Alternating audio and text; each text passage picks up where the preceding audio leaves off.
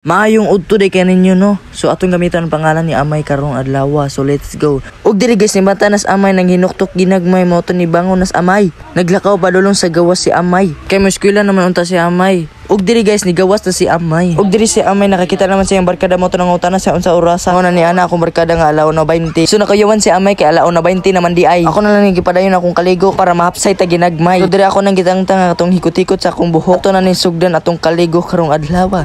Aron mahumot ta panagsa. Ug diri si Amay nagkuha na jud si kabuan niya naligo na jud si Amay aron mahapsay ta ginagmay. Uhahay. Ug diri si Amay gilokso-lokso na. So nanabon na sa Amay dire. So pag human ako glimpyo sa akong lawas dira mo to na akong gisunod na sa akong paa. Ug pag human sa akong pikas nga paa, ari na pud sa pikas nga paa. Unsa man gyud pikas-pikas ang taan ni tunga na lantar aron magkiusa ta. Uhahay. Ug diri last na nako gisabdan ako naon diri hasta akong lawas mao na nagibubuan na nako ni akong ulo. So kamo sad Amay, kaligo sa mo panalagsa aron mahumot no ginagmay. Masig punduan ng balay kay makabuang na dinagko. Walay gamay, dagko ra poros. So karon Amay, magpatuod jud mong Amay kay aron mahumot sad mo ginagmay. Lumao ni si Amay naglantaw-lantaw ginagmay. Glas bubo na dira ni Amay, humana din na Amay. Labay ni Amay dira diretso na tatapis Amay. Mao na si Amay transition dayon. O di ba?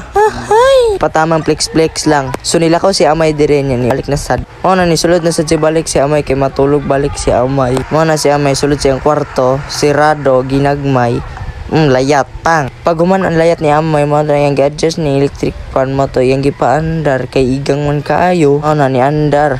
Alangan pag dili mo andar. Electric pan gud na. Ug diri Amay yan nagikuha ng tedibera Amay kay yan higdaanan. Yan mo unlan maura na Amay babay.